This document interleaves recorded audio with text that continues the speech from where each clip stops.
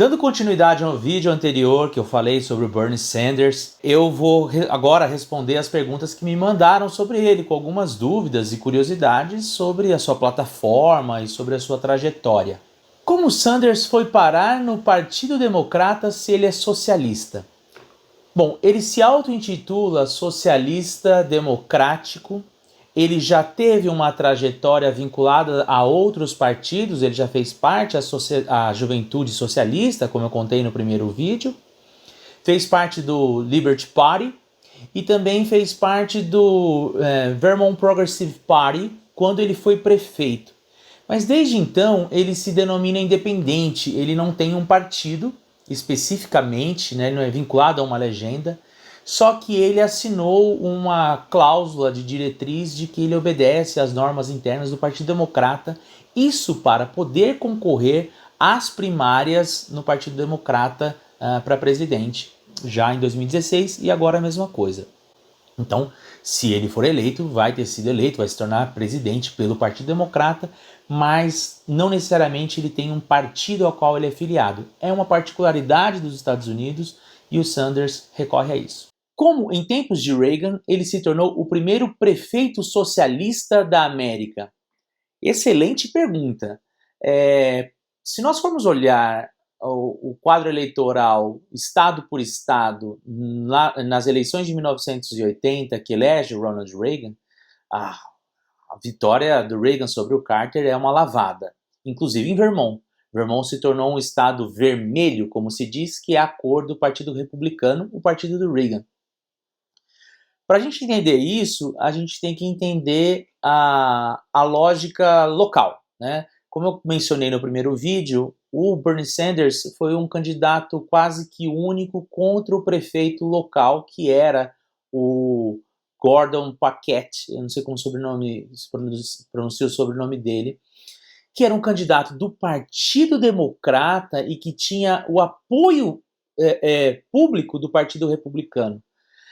De certa forma, isso criou... Ele já tinha sido 5 vezes prefeito e existia uma espécie de desgaste em torno da figura dele, o que fez com que o Bernie Sanders aparecesse como uma espécie de alternativa.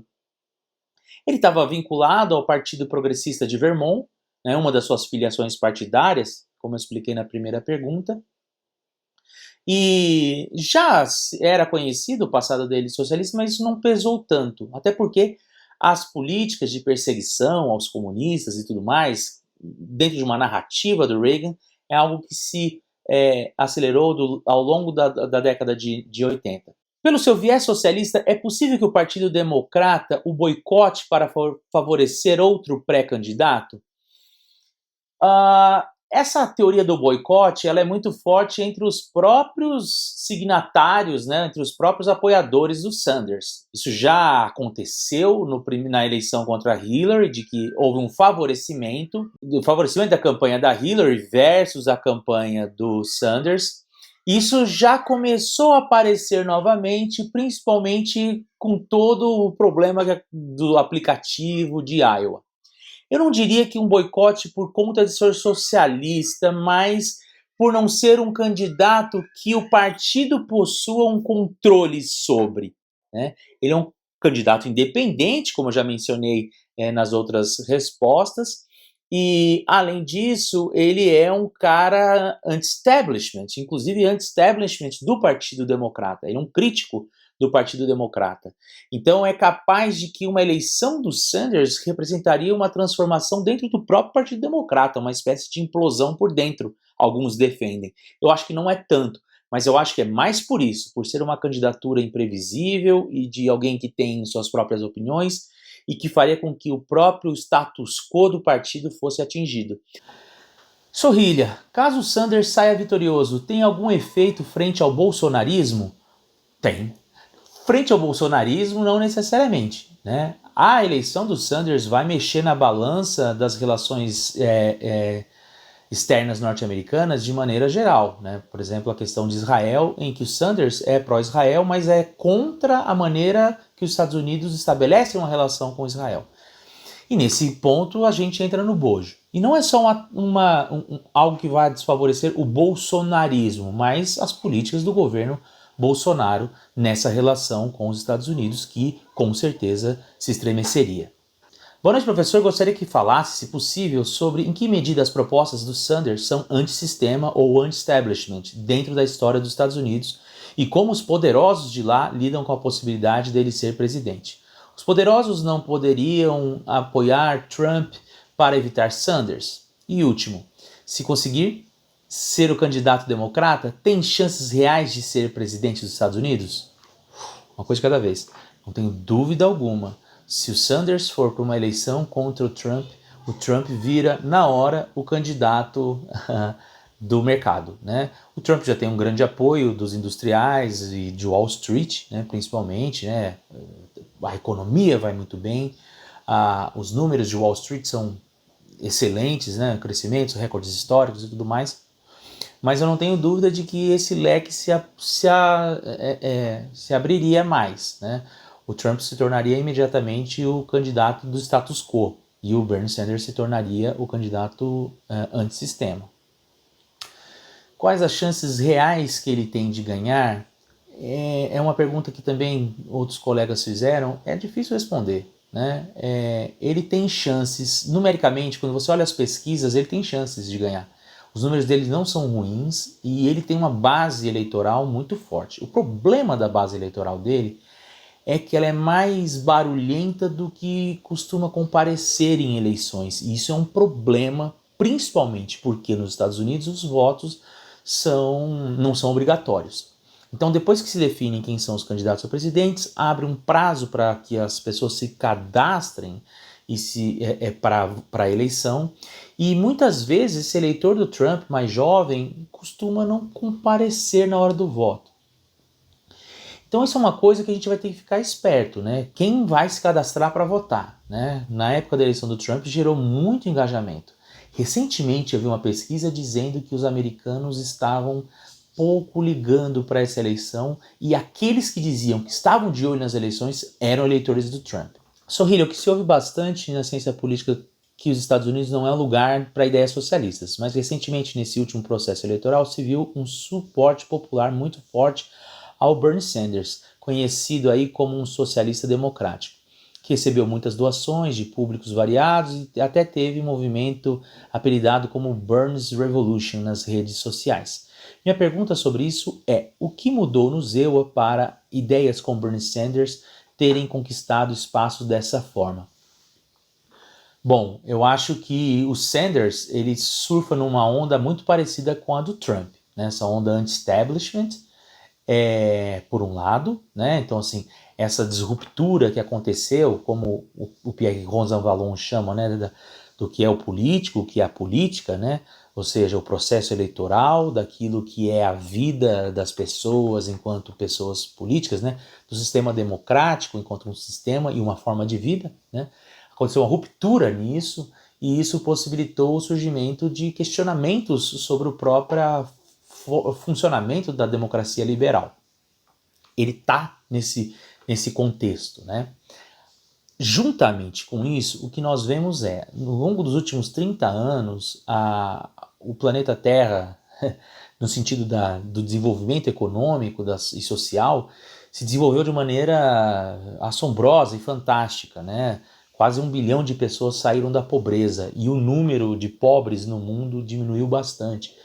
Porém, nas civilizações ocidentais, gerou um certo empobrecimento de uma classe média, da qual o próprio eleitorado do Sanders faz parte, né? Que é essa classe média branca, estudantil e tudo mais, e que agora se vê atolada em dívidas e com pagamentos de serviços de saúde e serviços de educação cada vez mais caros e com multas e tudo mais. Isso, então, faz com que um discurso em torno da desigualdade social ganhe muito espaço, né? A discussão em torno da desigualdade social está no Oscar, né? Está no discurso do Joaquin Phoenix, está no Parasita, está no Bacurau. A discussão em torno da desigualdade social, nomes como Piketty, né? Se tornou quase que o que foi a discussão sobre a pobreza na década de 80.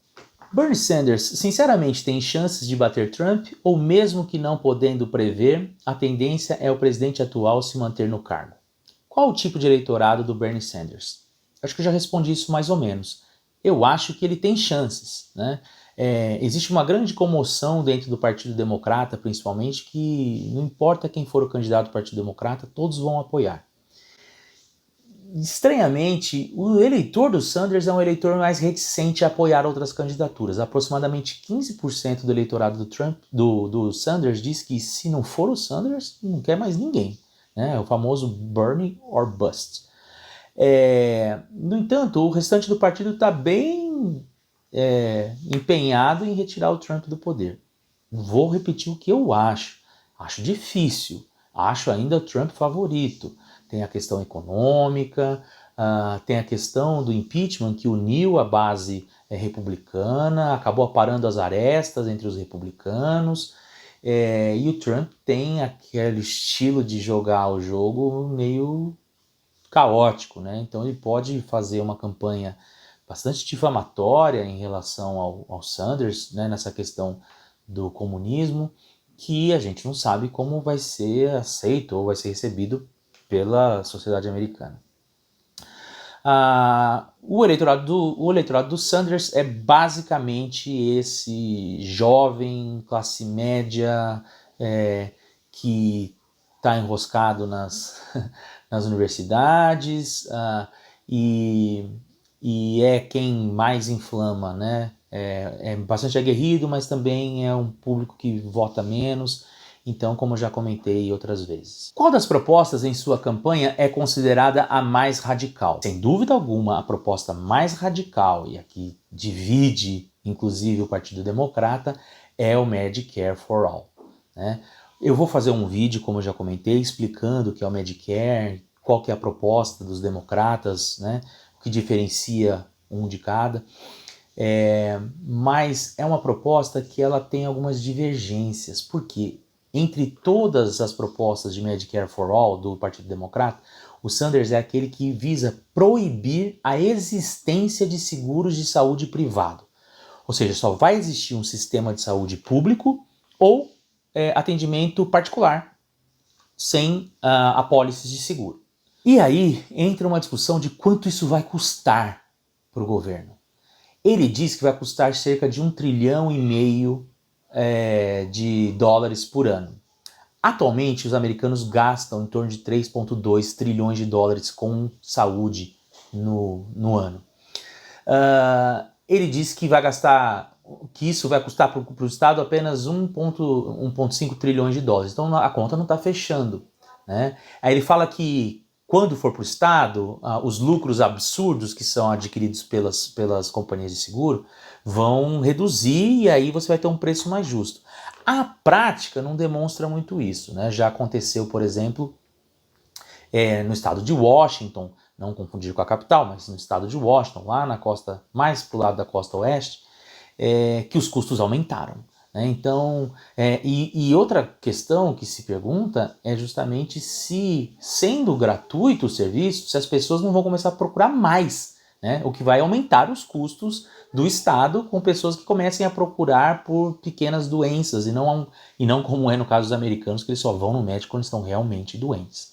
Alguns especialistas dizem que a conta não fecha em torno também de 1,5 trilhão por ano, ou seja, de onde viria esse dinheiro? Mais impostos? Então é uma questão bastante radical e controversa que opõe inclusive alguns democratas. A outra pergunta é justamente nesse sentido: saúde, care com gasto alto versus gasto pessoal atual. É basicamente perguntando isso, né? Se o sistema dele vai dar certo ou não. Eu acho que eu vou colocar aí no mesmo leque da minha resposta anterior. O problema do Sanders, e que vem sendo detectado, inclusive em pesquisas, é essa história de que não vai mais haver gastos com saúde. Eu tenho um dado, eu não vou lembrar de cabeça, mas eu vou colocar aqui no vídeo, vocês vão ver direitinho. Quando perguntam para os americanos se vocês querem um serviço de saúde público gratuito, 56% responde que sim.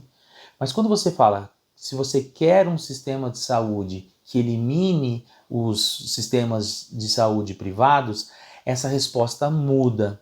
Como eu falei, eu não sei exatamente o número, mas cai vertiginosamente, né? Ou seja, a ideia de se manter também a opção pelo serviço privado é bem visto entre os americanos. Não por menos é essa a proposta do Buttigieg, que é o candidato moderado que vem crescendo nas pesquisas. A imagem de radical dele se manteve de 2016 para cá? Piorou. Depois de 2016 ele propôs o Medicare for All, ele propôs o Green New Deal, ele propôs o College for All. Ele está sem dúvida nenhuma no campo democrata, né? Você tem um campo que é formado por moderados, que está o Buttigieg, ainda que o Buttigieg se apresente como uma terceira via, o Biden, o Bloomberg, a Klobuchar, e num campo mais à esquerda, para cá ou para lá? Para a esquerda, ele está bem à esquerda. Assim. Então, ele continua sendo mantido como radical, as suas propostas como, por exemplo, combustível fóssil e tudo mais, ainda tem bastante polêmica em torno disso.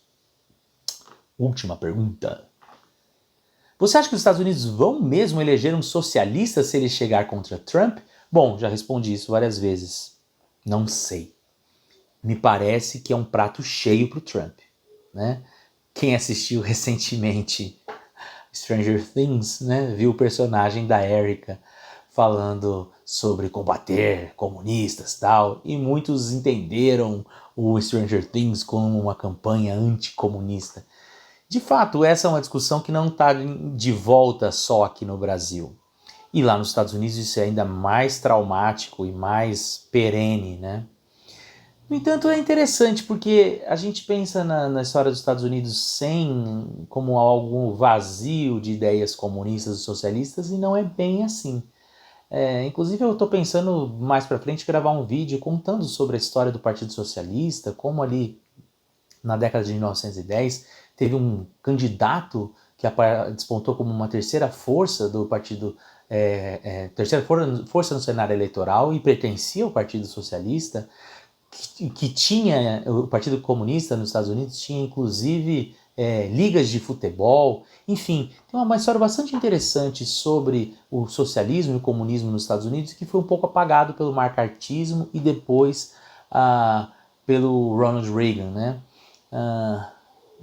Eu conto isso numa outra vez.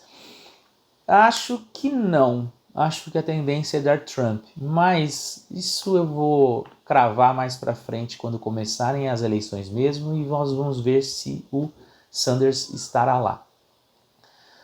Hoje a gente já vê alguns blogueiros e youtubers pró-Trump, como Ben Shapiro, já fazem de tudo para vincular a imagem do Sanders ao comunismo, e mais do que isso, como sendo um comunista que não mudou de ideias, continua sendo comunista. Recentemente vazou um vídeo de um dos organizadores da campanha do Sanders falando que gulags não eram assim tão ruins e tal. Enfim, o Trump tem carga pesada contra o Sanders. Não à toa, dentro do Partido Republicano, dizem que é o candidato perfeito para o Trump enfrentar. Porém, não seria a primeira eleição que o Sanders não era favorito e que ele saiu vitorioso. Temos que acompanhar. E aí, continue acompanhando aqui. Toda semana estou postando conteúdos sobre as primárias. Amanhã tem New Hampshire. Vou fazer um outro vídeo amanhã falando sobre as chances em New Hampshire. Continue seguindo aqui. Não deixe de compartilhar com os amigos, avisar a todos do canal, tanto no YouTube quanto lá na minha conta no Instagram. E é isso. Até mais. Tchau, tchau.